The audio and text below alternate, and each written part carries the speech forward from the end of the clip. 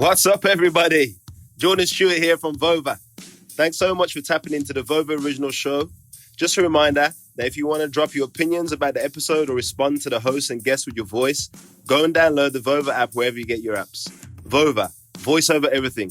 Enjoyed the show. What's up, everyone, and welcome to this Monday edition of Let's Talk Cards. I am your host, Hrelja. Today, we talk about a football and a baseball player whose cards have been trending up in price, and I'm going to tell you why I believe the one player is a buy and why you should be selling the other. So for the player I think you should be selling, it relates to the sport that overwhelmingly I think is a sell right now, which is football. If we look at Jameis Winston, a couple days ago, he was announced as a starter for the Saints, and that is a huge catalyst in why his card prices are going up right now. We look at something like his Contenders Ticket Auto, PSA 9, was selling for about $205 2 weeks ago. We now look at the two most recent sales since the news of him being announced as starter has occurred, and that card is sold for $280 and $350. And I understand why people were excited about Jameis. Sean Payton's obviously an incredible coach. The Saints are always competitive. If you look at how old Drew Brees was when he joined the Saints back in the day, he was 27 years old. That's how old Jameis is right now. Obviously, Jameis can throw the ball down the field. Nobody has ever denied that. In preseason, he's had some incredible plays with Callaway, their young wide receiver. But I still remember the Jameis Winston from 2 years ago that threw 33 interceptions. And if we're looking at his card prices at all-time highs heading into the season, when I really don't know what to expect from the Saints, don't forget that the Saints have disappointed in the second half of the season for the last few years now with Drew Brees. And people can make the excuse that his arm dies out late in the season. But the Saints were not able to get it done with one of the best quarterbacks of all time. So just to assume that Jameis Winston's going to be able to run in there and change things, I'm yet to really believe that. If we're looking at his card market at all-time highs, his cards have never been more liquid. There's nobody who would be selling his cards right now at a loss.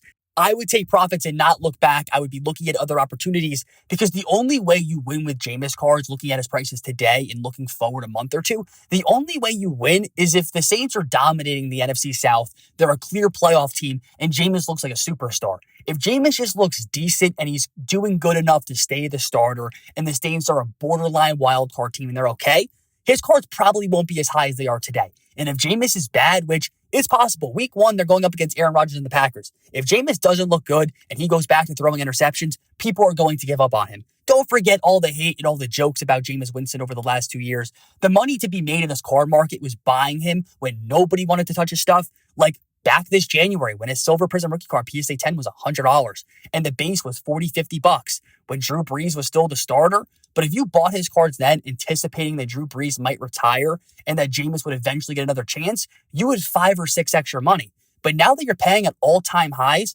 expecting a super high level of performance, the standards are just so different where you really could lose. And if we just look at where his card prices were when the NFL draft happened, when people thought that he was going to be the starter earlier this year, back in April when Drew Brees retired, his card prices were just as high then as they are now, but they dropped over the last few months when there was the chance that he wasn't going to be the starter. If Jameis Winston, first couple weeks of the season, goes out there, he looks okay, but then they start throwing out packages where Taysom Hill gets real looks and there's the chance that he becomes a starter. Taysom Hill is a big contract. They're going to use him. If they give up on Jameis, his card prices are going to tank, and I see a lot more situations where you break even or lose money rather than actually winning, so I would be staying away.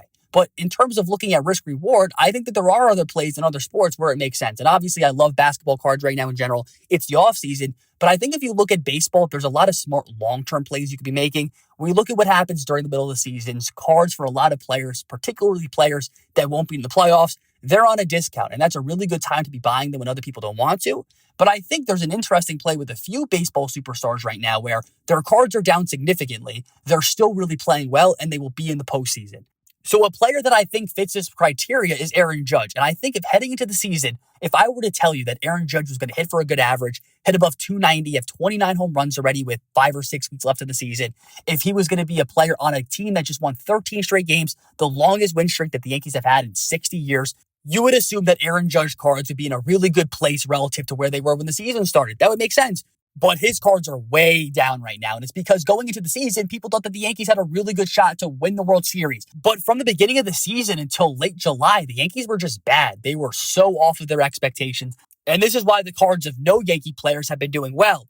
But in late July, things shifted. When the trade deadline happened and the Yankees got Gallo and Rizzo, that team shifted on a dime. And if you look at what this team's done over the last month, they've been by far the best team in baseball.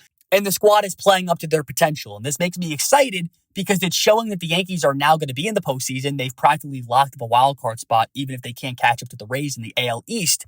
But thinking about Aaron Judge cards, it made me consider what's the risk reward right now. If we look at his first Bowman Chrome Auto PSA 10 Pop 171, this card was $2,500 when the season started back in late March. We look at that card today, it last sold for $950, and a few weeks ago it sold for a floor of $710. So if you're a fan and a believer in the Yankees, I think the risk reward here makes a lot of sense in buying his sports cards instead of putting money into sports betting. If you spend $950 right now, you buy this Aaron Judge first Bowman Auto. Let's just say the Yankees make the postseason, but they lose in that wild card game to the Red Sox and the season's over.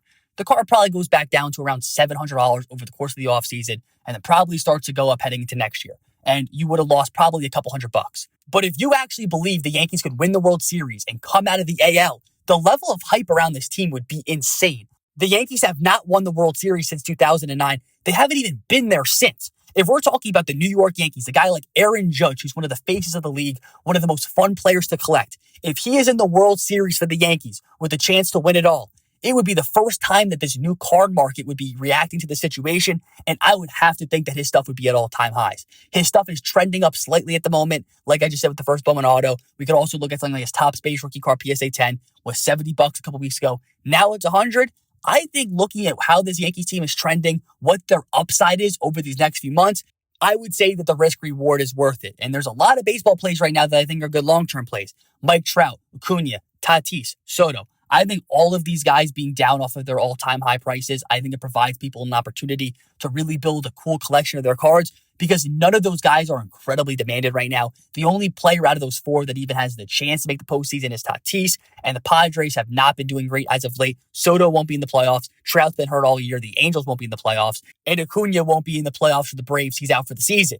So if I'm looking at Aaron Judge, one of the faces of the league, who's been playing amazing. He's lived up to every expectation. He's proven every doubter wrong this season. He's shown that he can stay healthy on the field, which he was not able to do over the last few years. Aaron Judge is red hot. The Yankees are red hot. And with his cards being near the floors of what they were last offseason, I like the opportunity to buy now, seeing the upside of where they've been 2-3x from what they are today, and knowing that I'm not chasing all-time high prices. I love buying cards of great players who are truly collectible, who play on great teams, when their cards are down, and there's so many athletes in other sports whose cards are up at the moment. There are a lot of things that are exciting people in the sports card market right now looking over these next couple months. We have the NFL season starting in just a couple weeks. We have MLB playoff baseball in October, the NBA starting in October. So we will continue to discuss this on the show, but make sure you're not buying into hype and you're truly making smart decisions that work well for you. So I appreciate you listening to this Monday edition of Let's Talk Cards.